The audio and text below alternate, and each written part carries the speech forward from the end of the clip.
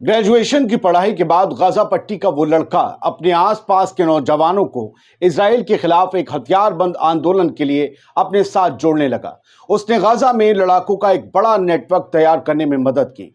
यही नेटवर्क बाद में हमास की मिलिट्री विंग अल-कस्साम ब्रिगेड बन गया। 1988 में उस लड़के को इजरायली फोर्स ने गिरफ्तार कर लिया और उसे 426 साल की सजा सुना डाली। उसने 23 साल कैद में बिताए और जब वो आजाद हुआ तो इजराइल के लिए सबसे बुरा ख्वाब बन गया। ये उसका ही बनाया जाल है जिसमें इजराइल की फौज पिछले 10 महीने से गजा में उलझी हुई है। वो लड़का आज एक बूढ़ा मगर तेज दिमाग शख्स है।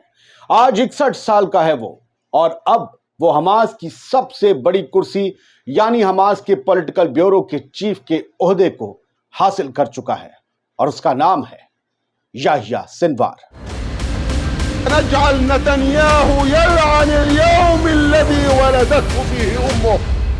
दुनिया टुडे आप देख रहे हैं, आपके साथ मैं आदिल खान आजाद। फिलिस्तीनी रेजिस्टेंस मूवमेंट हमास ने गाजा में अपने टॉप कमांडर याह्या सिनवार को नया लीडर चुना है। हमास ने 6 अगस्त की रात एक बयान जारी करते हुए बताया कि सिनवार नए चीफ के तौर पर इस्माइल हानिया की जगह लेंगे। 1 जुलाई को तेहरान में इस्माइल हानिया के ठिकाने पर मिसाइल से हमला किया गया था। इसमें हानिया और उनके एक बॉडीगार्ड की मौत हो गई थी। याह्या सिनवार को यह जिम्मेदारी ऐसे वक्त में मिली है जब तेहरान में हानिया के कत्ल के बाद ईरान इजराइल पर हमले की तैयारी कर रहा है। सिनवार का पॉलिटिकल चीफ के तौर पर इस्तकबाल गाजा में रॉकेटों की बौछार के साथ हुआ। यहां हमास के लड़ाकों ने इजरायली फौज को 10 महीने से फंसा कर रखा है और ये सारी प्लानिंग याह्या सिनवार की है। लेकिन हम यहां ये जानने की कोशिश करेंगे कि याह्या सिनवार आखिर हैं कौन, उनकी हिस्ट्री क्या है और वो इजराइल के लिए कितना बड़ा खतरा है।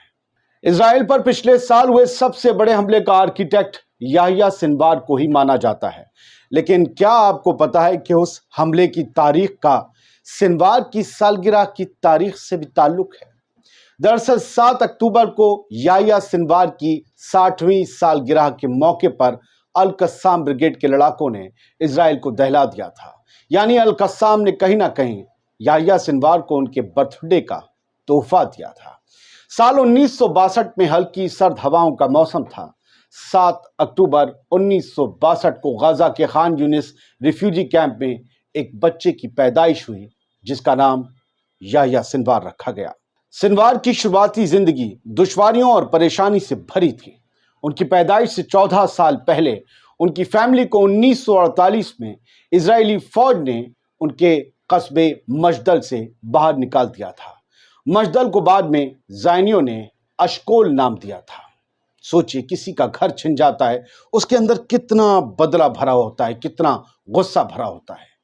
रिफ्यूजी कैंप में सख्त जिंदगी की हकीकत से 2-4 होते हुए बड़े हो रहे याह्या सिनवार पर इजरायली ऑक्यूपेशन की बार बार की अग्रेशन का गहराई तक असर हुआ था।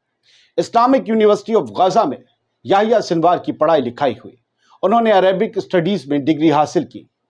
स्टूडेंट पॉलिटिक्स में उनके एक्टिव रोल ने उन्हें आगे चलकर हमास में लीडर बनने में मदद की।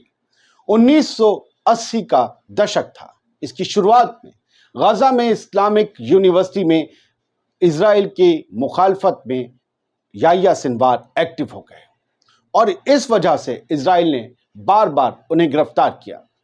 अपनी ग्रेजुएशन के बाद याह्या सिनवार ने इजराइल के खिलाफ आर्म्ड मूवमेंट यानी कि यूं कहें कि सशस्त्र प्रतिरोध करने के लिए लड़ाकों का एक नेटवर्क बनाने में मदद की।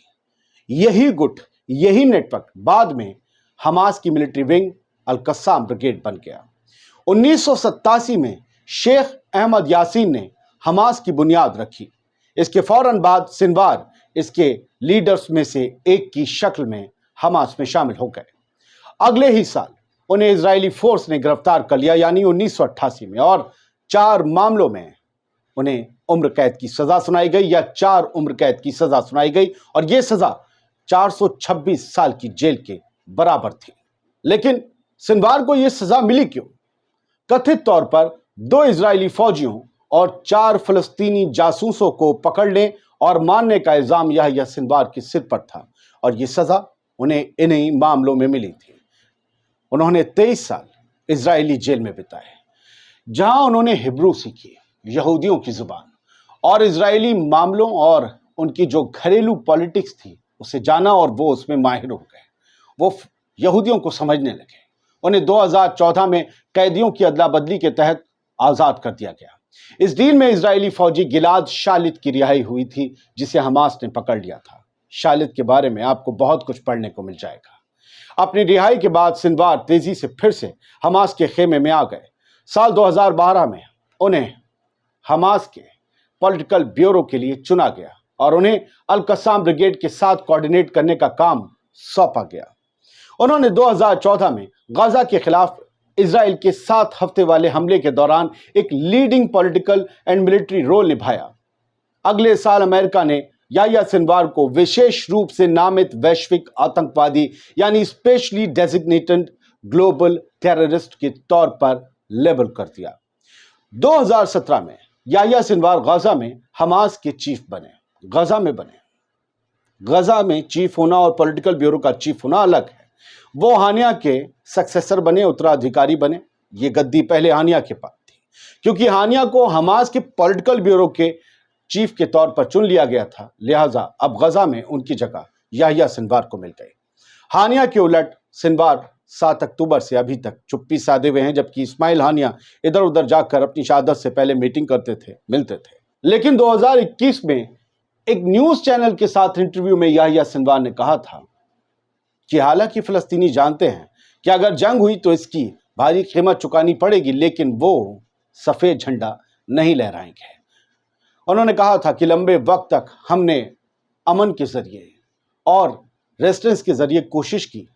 ہمیں امید تھی کہ دنیا، آزاد لوگ اور انٹرنیشنل آرگنائزیشن ہمارے لوگوں کے ساتھ کھڑے ہوں گے اور اسرائیل کے جو جرم ہیں اسے کرنے سے، ہمارے لوگوں کا جینوسائیڈ کرنے سے اسے روکیں گے، لیکن بدقسمتی دنیا کھڑی رہی اور دیکھتی رہی۔ دوستو، اب سبھی نظریں اسی بات پر ٹکی ہیں کہ سنوار کے چیف بننے کے بعد کیا حماس کے حملوں میں اور لڑائی لڑنے کے طریقوں میں کوئی بڑا بدلاؤ آئے گا یا نہیں، اور گدی سنبھالنے کے بعد سنوار کا پہلا موو آخر کیا ہوگا۔ سب لوگ یہ جاننے کے لیے بےتاب ہیں، اور ادھر اسرائیل کو اسی بات کا خدشہ ہے اور اسی بات کو لے کر وہاں الرٹ ہے۔ عادل خان آزاد کو اجازت دیجیے۔ دنیا ٹوڈے پر آپ ریسرچ شو دیکھ رہے تھے، یہاں ایسے ہی شو ملیں گے۔ یہ ہمارا QR کوڈ ہے ہمیں سپورٹ کرنے کے لیے۔ روز کی نیوز اور ڈیٹیل خبر وہاں ملتی رہے گی۔ یہاں شوز آئیں گے، کچھ دن کے بعد آ سکتے ہیں۔ سلامت رہیے، خوش رہیے۔